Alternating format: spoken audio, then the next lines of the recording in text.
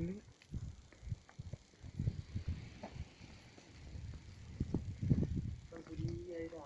ingat nasi main jamur. Berarti panjang-panjang punya mula eh. Eno benteng hidung pun. Lưa gì à? Còn đi nông toàn. Benteng besar no. Ha, dua. Ini Pak, ini sambungan lama. Bawa depan itu dia bawa je. Bukan dia bawa je. Ya, lupa enggak panjang-panjang. Untuk main panjang bawa je. Bang, videoin itu, Bang. Oh, yang panik gino bang. Yang panjang deh. Nah, sahabat, sekarang kita sudah sampai di Benteng Indrapatra. Dewek, belum turut. Benteng Indrapatra ini menurut sejarah sudah ada sebelum Kesultanan Iskandar Muda itu ada. Dan pas setelah Kesultanan Iskandar Muda itu ada, benteng ini menurut kita pernah dijadikan sebagai tempat pertahanan untuk mengusir musuh-musuh yang datang dari arah Selat Malaka. Nah, informasi mengatakan bahwasanya benteng ini sebelum tsunami bentuknya masih bagus. Cuman saat gelombang besar itu melanda, ada sebagian situs-situs dan benteng-benteng yang hancur karena gelombang tsunami. Mari kita lihat lagi ke sebelah sana.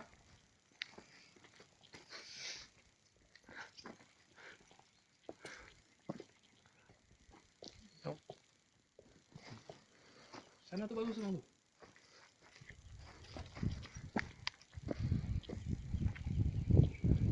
Itu bagus.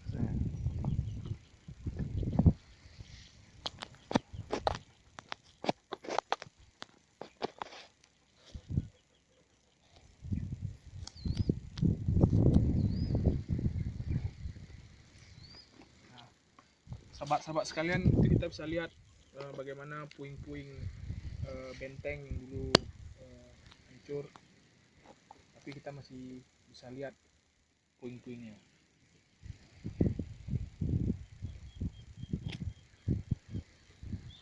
Mari kita jalan lagi.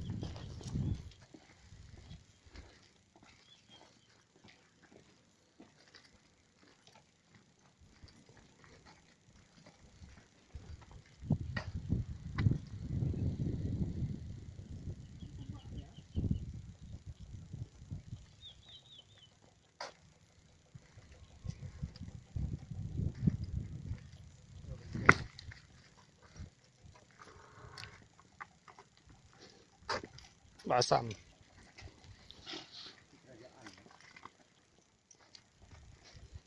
Indrapuri kan kerajaan.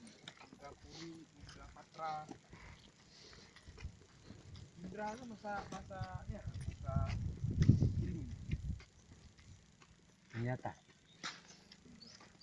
Sini ni. Nyo pasang itama. Hah? Ya, Itama. baru. Aslinya. Ya.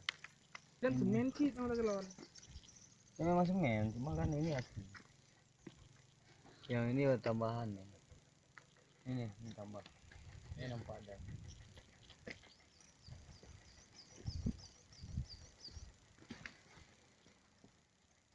Ini semen tuh memang dari dulunya itu memang ada.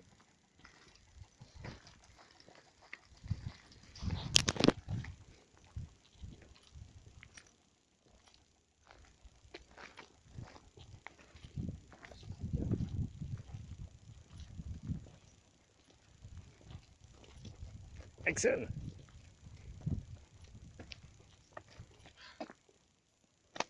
Sahabat